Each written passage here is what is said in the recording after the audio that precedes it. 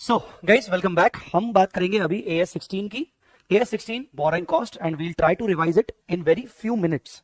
ठीक है, AS16 क्या है? Borrowing cost. सबसे पहले बोरोइंग कॉस्ट में दो टर्म्स आ रहे हैं, एक और है बोरोइंग और दूसरा कॉस्ट। बोरोइंग मतलब लोन, तो लोन से रिलेटेड जो कॉस्ट होती है उसी को बोलते हैं बोरोइंग कॉस्ट। अब सबसे पहले शुरुआत करेंगे उसकी डेफिनेशन से। सो बोरोइंग कॉस्ट की डेफिनेशन क्या कहती है? बोरोइंग कॉस्ट की डेफिनेशन में लिखा हुआ है कि मतलब ऐसा कोई भी कॉस्ट जो या तो इंटरेस्ट के नेचर का हो, किसके नेचर का हो? इंटरेस्ट के नेचर का हो, या बोरोइंग से रिलेटेड कोई दूसरा कॉस्ट हो which is incurred for the arrangement of funds. Funds को अरेंज करने के चक्कर में अगर आपकी इंटरेस्ट की कॉस्ट लग रही है या फिर आपकी कोई दूसरी कॉस्ट लग रही है। सर दूसरी मतलब यहां पर हम डिस्कस करेंगे। तो अगर ऐसी कुछ कॉस्ट लग रही है तो उसको बोलते हैं बोरोइंग कॉस्ट। शॉर्ट में बोरोइंग कॉस्ट मतलब interest cost plus other cost. अब AS16 ने 5 एक्सक्लूसिव पॉइंट्स दिए हैं, 5 एक्सक्लूसिव पॉइंट्स दिए कि ये 5 चीजें बोरोइंग कॉस्ट में आएंगी। पहला क्या? इंटरेस्ट। इंटरेस्ट चाहे लॉन्ग टर्म हो चाहे शॉर्ट टर्म लोन पर हो, इंटरेस्ट हमेशा बोरोइंग कॉस्ट होगा। सेकंड चीज क्या बोली गई है? Finance charges in case of leasing. जो AS19 के अंदर तुम लीजिंग पढ़ते हो उसके अंदर लेसी की बुक्स में जब फाइनेंस लीज बुक किया जाता है तो लेसी भी फाइनेंस चार्जेस निकालता है, इंटरेस्ट ऑन लीज लायबिलिटी निकालता है। उस इंटरेस्ट ऑन लीज लायबिलिटी को भी क्या कहते हैं? Borrowing cost. तीसरा एंसिलरी कॉस्ट, जैसे कि बैंक आपसे प्रोसेसिंग फीस ले रहा है लोन लेने के लिए, आप कोई ब्रोकर को कमीशन दे रहे हो, आप कोई स्टैंप ड्यूटी फीस पे कर रहे हो, तो एंसिलरी कॉस्ट भी बोरोइंग कॉस्ट आती है। पर याद रखिएगा एंसिलरी कॉस्ट का अमोटाइज पार्ट ही बोरोइंग कॉस्ट होगा। क्या पार्ट होगा? Amortise part. अब आप बोलोगे अमोटाइज पार्ट क्या होता है? अगर आपने लोन लिया है 10 साल के लिए, तो 10 साल के लिए आपने लोन लिया और आपका एंसिलरी कॉस्ट लगा है 2 लाख रुपए का, तो 2 लाख रुपए डिवाइड बाय 10 साल, तो कितना हुआ साल भर का? 20,000। अगर आपने लोन लिया है ईयर के मिड में तो ये हो जाएगा 10,000। तो मंथ वाइज प्रोपोर्शन के हिसाब से आपका बोरोइंग कॉस्ट माना जाएगा। ठीक है, फिर चौथी चीज आती है डिबेंचर के रिस्पेक्ट में। स्पेशली अगर आप डिबेंचर को डिस्काउंट पे इशू कर रहे हो तो आपका नुकसान है, ये आपकी अदर कॉस्ट हो गई, मतलब बोरोइंग कॉस्ट हो गई। अगर आप डिबेंचर को प्रीमियम पे रिडीम कर रहे हो तो भी आपका नुकसान है, तो प्रीमियम भी आपकी बोरोइंग कॉस्ट हो गई। तो जो भी डिस्काउंट या जो भी प्रीमियम आप डिबेंचर के इशू या डिबेंचर के रिडम्पशन पर देते हो वो उसका भी amortised part will be the borrowing cost. और last but not the least, जब आप फॉरेन करेंसी लोन लेते हो, क्या लेते हो? फॉरेन करेंसी लोन आप फॉरेन रेट पर लेते हो, फॉरेन करेंसी में लेते हो, तो फॉरेन करेंसी जब आप लोन लेते हो तो आपको एक्सचेंज लॉसेस आते हैं। और exchange losses to the extent of saving and interest, अगर यही लोन आप लोकल करेंसी में लेते तो कितना आपका इंटरेस्ट लगता, जिसकी वजह से आपका इंटरेस्ट सेव हो गया। तो इस वजह से हम बोलते हैं कि exchange loss to the extent of saving and interest, मतलब एक्सचेंज लॉस और saving and interest whichever is lower will be the borrowing cost. अगली चीज आती है बोरोइंग कॉस्ट में क्वालिफाइंग असेट। क्वालिफाइंग असेट क्या क्या हो सकती है? क्वालिफाइंग असेट पीपीई हो सकती है, क्वालिफाइंग असेट इंटेंजिबल असेट हो सकती है, क्वालिफाइंग असेट इन्वेस्टमेंट प्रॉपर्टी हो सकती है, क्वालिफाइंग असेट इन्वेंट्री हो सकती है। बट ये कोई भी असेट क्वालिफाइंग हो सकती है, मेन कंडीशन है ऐसी कोई भी asset that takes substantial time to get ready for use और सेल। सब्सटेंशियल टाइम मतलब ज्यादा समय ले उसको यूज रेडी होने में। That takes what time? Substantial time. Substantial time to get ready for use for intended use or sale. Guys understood or not?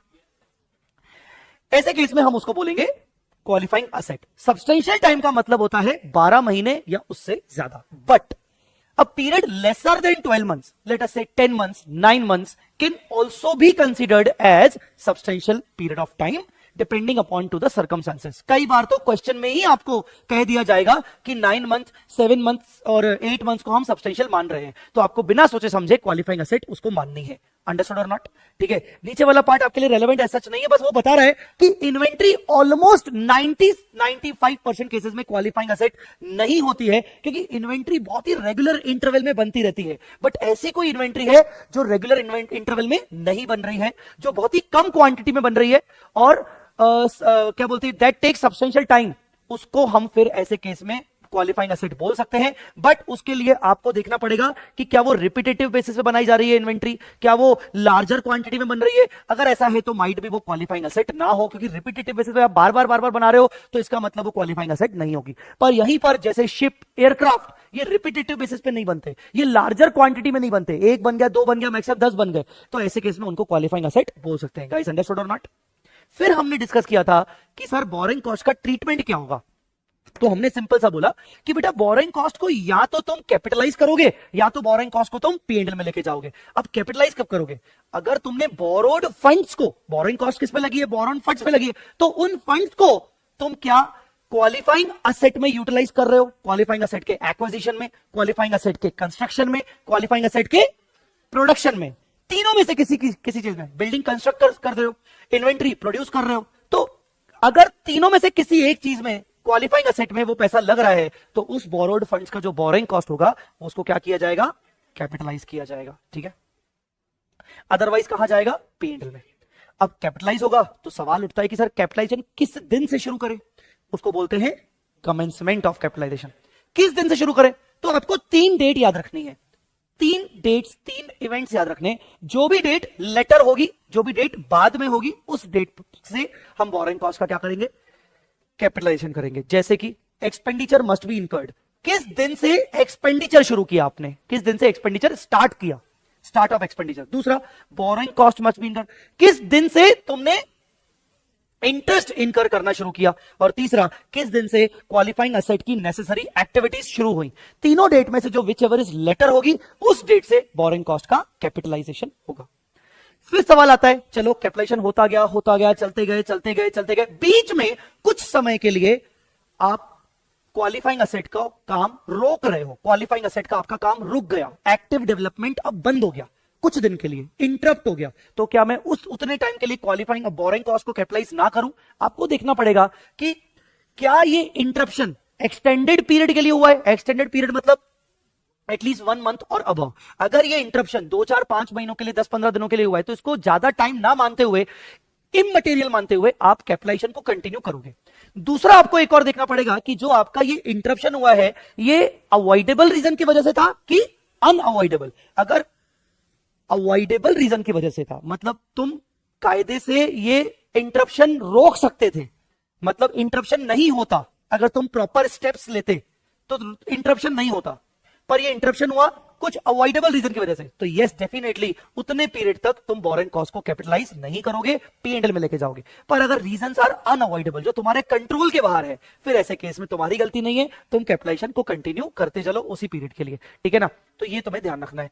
फिर cessation मतलब बोरिंग कॉस्ट का कैपिटलाइजेशन फाइनली कब स्टॉप होगा, तो सेसेशन का मतलब होता है स्टॉप, कैपिटलाइजेशन को स्टॉप करना, कैपिटलाइजेशन को स्टॉप करना। कब स्टॉप करोगे, जब तुम्हारी असेट रेडी टू यूज हो चुकी है, कंप्लीट हो चुकी है, सब्सटेंशियल एक्टिविटीज तुम्हारी कंप्लीट हो चुकी है असेट की।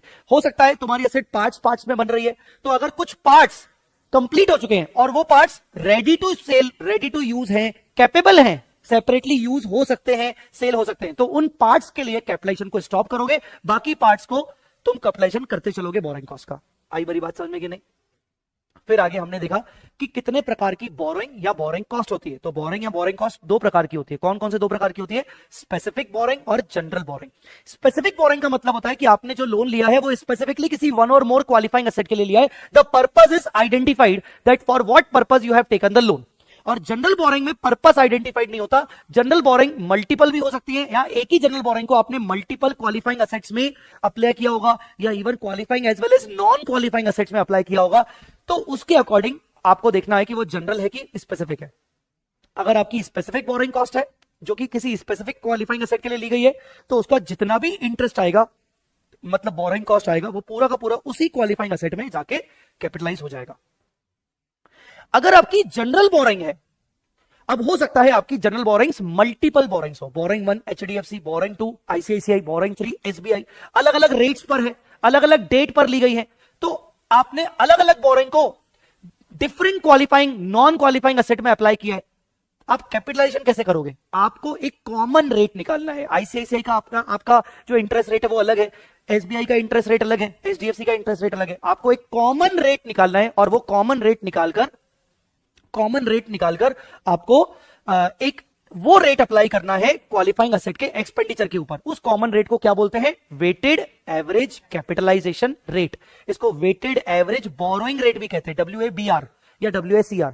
ये कैपिटलाइजेशन रेट कैसे निकलता है, कैपिटलाइजेशन रेट निकालने के लिए टोटल आपको बोरिंग कॉस्ट लेना है, आपका कुल मिला के कितना बोरिंग कॉस्ट है साल भर का, SBI का कितना आया, ICICI का कितना आया, HDFC का कितना आया, whole divided by total borrowing कितनी थी आपकी आउटस्टैंडिंग ड्यूरिंग द ईयर। अब अगर आपकी बोरिंग SBI का जो लोन थी वो पूरे 12 महीने बोरिंग आउटस्टैंडिंग थी, तो SBI का जो लोन अमाउंट है मल्टीप्लाई बाय 12/12। पर आपका HDFC का जो लोन था वो आपने जुलाई में लिया था, 9 लाख रुपीस का लोन जुलाई में लिया था, तो मल्टीप्लाई बाय 9/12, क्योंकि जुलाई से लेकर मार्च तक 9 महीने होते हैं, तो डिवाइडेड में आपको वेटेड एवरेज करना है, डिवाइड में आपको वेटेड एवरेज करना है, क्योंकि आप ऊपर जो बोरोइंग कॉस्ट भी ले चुके हो उसमें भी आप मंथ के हिसाब से इंटरेस्ट ले चुके हो, उसके हिसाब से आप करके मल्टीप्लाई बाय 100 करके आपका WABR आ जाएगा। Once you get your WABR, आप वो WABR किसके ऊपर अप्लाई करोगे?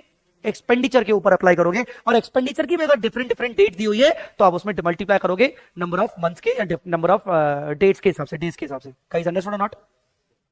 एक्सपेंडिचर में क्या क्या आता है? एक्सपेंडिचर में जो भी आपने आज तक क्वालिफाइंग असेट के ऊपर खर्चा किया है वो, अगर पिछले साल कोई बोरोइंग कॉस्ट कैपिटलाइज की थी तो वो भी ऐड हो जाएगी। करंट ईयर में आपने जो भी कैश पेमेंट्स किए हैं, नॉन कैश एक्सपेंसेस आपने बुक किए हैं, वो सब, अगर आपको कोई ग्रांट मिली है तो माइनस करोगे, क्योंकि वो पैसा आपको रिफंड आ गया एक तरीके से। आपको कुछ प्रोग्रेस पेमेंट मिला है, आप अपने क्लाइंट के लिए कोई बोरोइंग क्वालिफाइंग असेट बना रहे हो, क्लाइंट ने आपको कोई प्रोग्रेस पेमेंट कर ली है, तो वो आप उससे आपका लोन अमाउंट कम हो जाएगा कहीं ना कहीं, तो आपका इतना एक्सपेंडिचर बनता है कैपिटलाइजेशन के पॉइंट ऑफ व्यू से।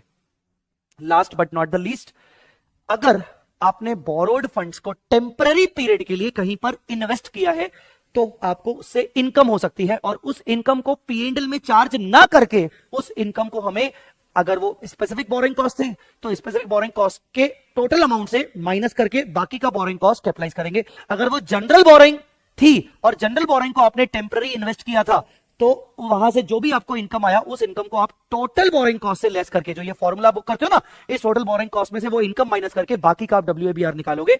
मतलब जो भी आप टेम्पररी इन्वेस्टमेंट करके जो आपको पैसा मिल रहा है वो पैसा आप P&L में डायरेक्टली नहीं डालोगे, क्योंकि आपने टेम्पररी इन्वेस्टमेंट किया है बोरोड फंड्स का, तो इसीलिए बोरिंग कॉस्ट से माइनस करोगे। तो that was basically the borrowing cost. ठीक है, आया समझ में कि नहीं? So this was overall structure of borrowing cost. I hope you like this lecture. Thank you so much. और अगर लेक्चर अच्छा लगा तो इसको लाइक जरूर करना। Bye bye, take care.